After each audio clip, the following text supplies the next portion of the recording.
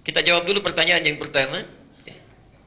Dari saudara kita Abu Faisal dan Kesya, ya. Ini dari Bandung. Menanyakan, bismillahirrahmanirrahim. Salam, bagaimana hukumnya? Maksudnya assalamualaikum, ya. Kalau bisa assalamualaikum, sampaikan assalamualaikum warahmatullahi wabarakatuh, ya.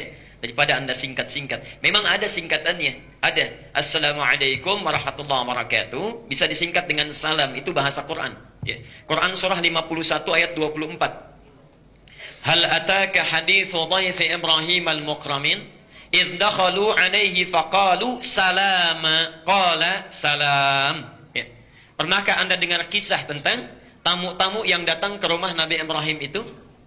Ketika mereka mulai datang kemudian menyampaikan salam, ya, masuk mengucapkan salam, salama, salam. Dijawab oleh Nabi Ibrahim, salam.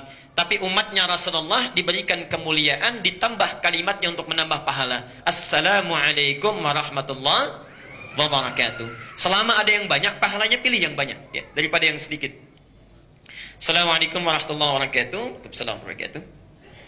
Bagaimana hukumnya membaca Al-Quran yang sedang ramai dibicarakan, yang dimaksudkan dalam langgam Jawa, ya. Sedangkan sikap mayoritas yang dasarnya tidak suka atau menolak, baik benar atau salah, sepertinya perlu mendapatkan perhatian dari ulama kita. Mohon diberikan bimbingan dan arahan dengan hujjah yang dapat dipertanggungjawabkan. Ya, jazakallahu khair, Allah jazakum khair insyaallah. Baik Bapak Ibu sekalian, barangkali pertanyaan pertama ini juga mewakili, ya, sebagian dari pertanyaan-pertanyaan yang mungkin akan disampaikan atau ditanyakan di berbagai tempat. Mari kita bedakan dulu dua hal yang terpisah.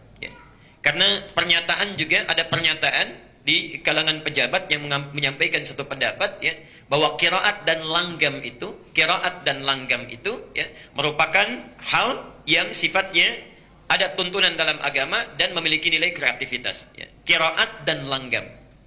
Saya ingin garis bawahi dulu, kita mesti bedakan ada yang dimaksud dengan qiraat dan apa yang dimaksud dengan langgam, ya. Jadi ada qiraat, ada langgam, ya. Ada qiraat, ada langgam.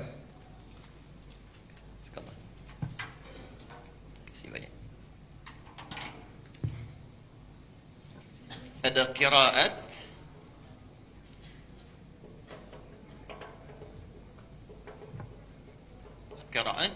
ada nagmah dalam bahasa Arab itu, ya, langgam, nagmah. Atau nagam dalam bahasa orang kita, nagam atau nagmah, lagu, irama.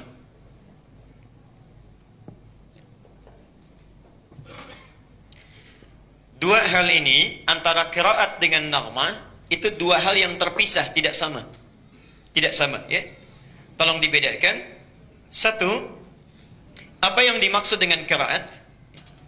Qiraat itu adalah cara baca Al-Quran, cara membaca Al-Quran berdasarkan dialek Arab yang telah ditetapkan oleh Rasulullah sallallahu alaihi wasallam. Ya. Cara baca Al-Quran berdasarkan dialek Arab, ya, yang telah ditetapkan oleh Rasulullah sallallahu alaihi wasallam.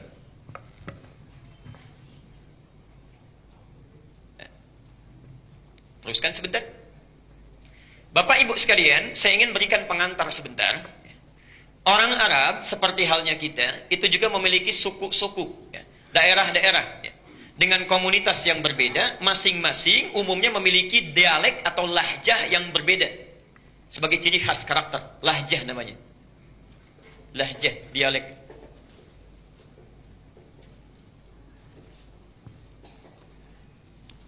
Misal, ya, tidak hanya satu lahjah, tidak hanya satu dialek, ya. Misal saya berikan contoh, sampai sekarang kalau kita main ke wilayah Palestina, kemudian Lebanon, ya, sebagian Syria, atau sampai ke Mosul di Irak, ya, atau sebagian Afrika, itu ada suku Arab yang tidak bisa mengucapkan a, bisanya e, ya.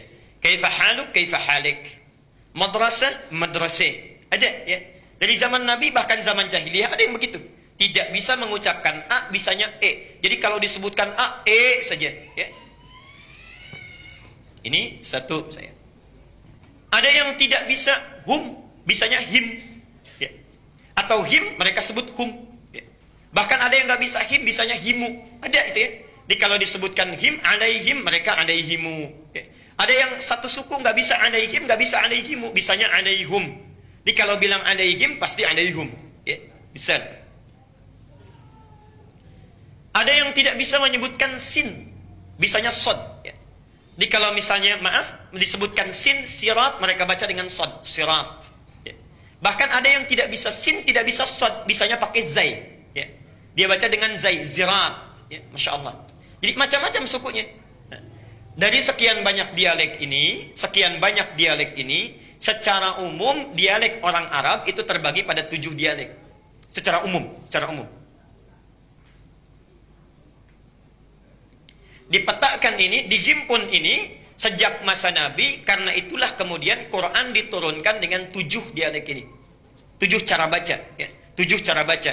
Karena itu kita kenal sampai sekarang istilah qiraah sab'ah. Ya. 7 cara baca Quran, qiraah sab'ah.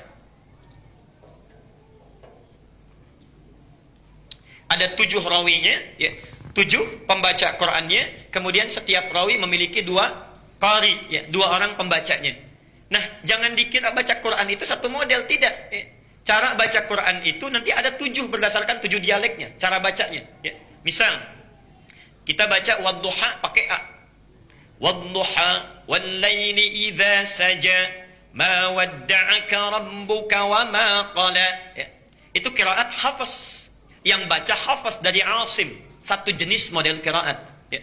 Kalau kita mau baca misalnya dengan suku yang nggak bisa A, bisanya pakai E, maka turun riwayat yang kedua. Disampaikan oleh Hamzah, punya 2 murid namanya Khalaf dan Khallad. Atau bahkan nanti muridnya Imam Nafi' namanya Warash. Dia baca pakai E. Wadduhi wal-laili idza saja ma wadda'aka rabbuka wa ma qala walal-akhiratu khairul laka minal ula. Ibu tertawa. Tapi kalau kita bacakan dengan A pada yang komunitas lisannya dengan E, mereka tertawa. Saya pernah bacakan itu, ya, begitu datang mushaf dari Indonesia, kami mengajar saat di Tripoli, ya, saat mengajarkan wadduha itu cekikikan tertawa. Kok begitu ya katanya bacanya? Karena mereka nggak biasa, ya, Masya Allah. Nah, ayat yang dibaca tetap sama, ya rahmatullah. Ya. Ayat yang dibaca tetap sama, maknanya sama, cuma cara bacanya beda. Contoh, maafkan saya, contoh saja, tidak bermaksud membedakan, tapi untuk menampilkan keunikan. Ada orang Medan di sini. Nah, sepeda, dibilang apa biasanya? Sepeda. Ya. Antara sepeda dengan sepeda, bendanya sama nggak? Sama, cuma lisan cara bacanya mungkin yang berbeda satu sama lain. Ya, pengaruh lingkungan, ya, pengaruh tipologi geografisnya dan sebagainya. Ada di antara mereka, tadi saya sampaikan, nggak bisa baca sin. Bilang sin nggak bisa, bisanya pakai sod, ya. Karena itu baca ihdinas siratal mustaqim itu bahkan ada 3 cara. Pakai sod, riwayat Hafs. Ihdinas siratal mustaqim, kan? Ada bisa pakai sin, riwayat Qalun. Ihdinas siratal mustaqim. Bahkan ada yang tidak bisa pakai sin, tidak bisa pakai sad, pakai zai bisanya. Ada riwayat Qunbul, muridnya Ibnu Katsir. Ihdinas siratal mustaqim, pakai zai. Ya. Jadi ada cara bacanya, semuanya sama cara bacanya. Ya. Jadi tidak ada yang keliru, diturunkan berdasarkan dialek orang Arab, sehingga memudahkan untuk membacanya. Kita yang di sini pakai riwayat Hafs. Ya. Yang ihdinas siratal pakai sad, ya. Kemudian pakai alaihim. Di Libya sana, termasuk Tunisia, itu pakai riwayat Qalun, ya. Yang kalau him menjadi himu, kadang-kadang menjadi hum, ya. Kemudian sadnya menjadi sin. Jelas sampai di sini? Ibnu Katsir yang punya tafsir Ibnu Katsir itu bacanya pakai riwayatnya lain, sinnya pakai zai. Ihdinas siratal mustaqim, pakai zai. Masya Allah, ya. Jadi yang dimaksud dengan qiraat adalah cara baca Al-Quran berdasarkan dialek-dialek Arab ini yang telah ditetapkan oleh Nabi. Karena ada dialek tertentu yang tidak bisa digunakan untuk baca Quran. Jelas sampai sini? Baik. 1. Jadi disebut dengan apa? Qiraat sab'ah. Ini sudah ada rumusnya dari ulama, ilmunya ada dalam ilmu qiraat, bukunya sudah dikarang, bahkan nazamnya sudah ada, Asy-Syatibiyah. Saya berikan contoh bukunya ini ya.